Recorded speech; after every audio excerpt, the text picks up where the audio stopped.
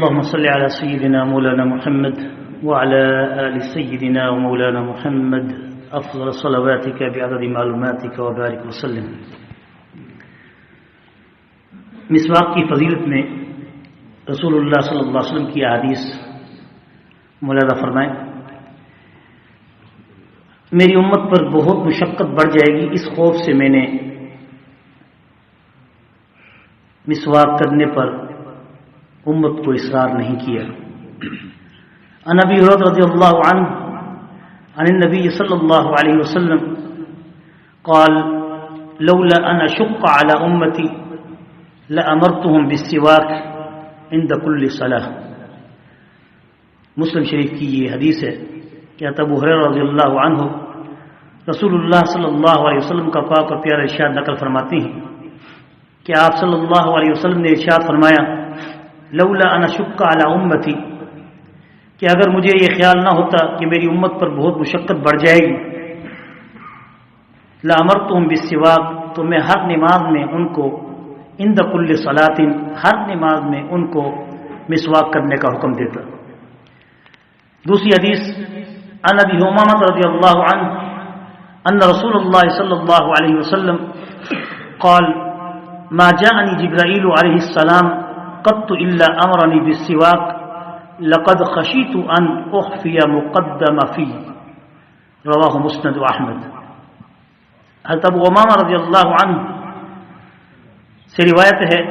کہ رسول اللہ صلی اللہ علیہ وسلم کا پاک اور پیارا ارشاد ہے ما جاءنی جبرائیل علیہ السلام قط، کہ میرے پاس فرشتے اللہ کے، ان میں جبرائیل جب بھی میرے پاس آئے، اللہ کے فرشتوں میں جبرائیل جب بھی میرے پاس آئے، ہر دفعہ انہوں نے مجھے امرنی بالسواک، مجھے انہوں نے مسواک کرنے کا حکم کیا. یعنی جبرائیل امین جب بھی آپ کے پاس آئے تو جبرائیل امین نے بار بار رسول اللہ صلی اللہ علیہ وسلم کو مسواک کرنے کا حکم کیا اللہ کی طرف سے، اور مسواک کرنے کے لیے کہا، یہاں تک کہ لقد خشیت ان اخفی مقدم فی، میں نے یہ خطرہ محسوس کر لیا کہ جبرائیل امین علیہ السلام کی بار بار کی اس تاکید اور وصیت کی وجہ سے میں اپنے منہ کے اگلے حصے کو مسواک کرتے کرتے گھس نہ ڈالوں، اس قدر مسواک کثرت سے کروں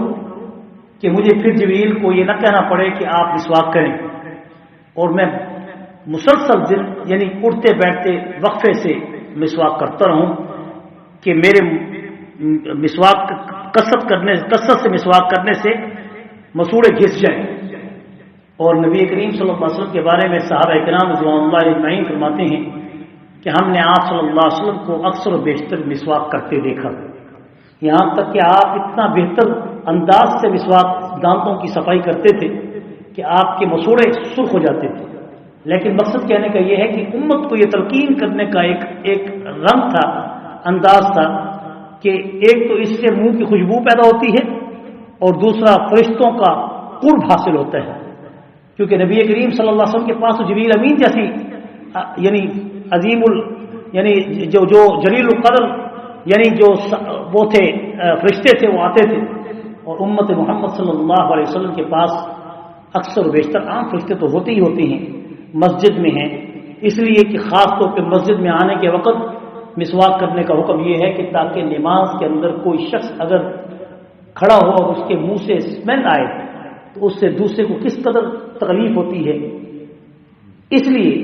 اس چیز کا اہتمام رسول اللہ صلی اللہ علیہ وسلم نے فرمایا کہ میں تو 24 گھنٹے اپنے رب سے ملاقات کرتا ہوں اور آپ 5 وقت کی نماز میں اللہ سے ملاقات کرنے کے لیے آتے ہیں، تو کم سے کم جیب میں مسواک رکھیں تاکہ اگر بھول بھی جائیں تو ہلکا سا مسواک سنت کا پورا کر لیں. اور اس طرح کی اور حدیثیں آگے آئیں گی کہ 27 درجے نماز وہ بڑھ جاتی ہے جو بغیر مسواک کے پڑھی جاتی ہے، اس نماز سے جو مسواک کے ساتھ پڑھی جائے وہ 27 درجے افضل ہو جاتی ہے. اللہ تعالیٰ کی دعا ہے کہ اللہ تعالیٰ ہم سب کو اس سنت پر عمل کرنے کی توفیق نصیب فرمائے. ربنا آتنا فی الدنیا حسنہ وفی الآخرۃ حسنۃ وقنا عذاب النار وادخلنا الجنة مع الأبرار یا عزیز یا غفار یا رب العالمین. اللهم إنك عفو كريم تحب العفو فاعف عنا يا غفور. اللهم إنا نسألك الهدى والتقى والعفاف والغنى. اللهم إنا نجعلك في نحورهم ونعوذ بك من شرورهم. وصلى الله تعالى على خير خلقه محمد وآله وأصحابه أجمعين برحمتك يا رب.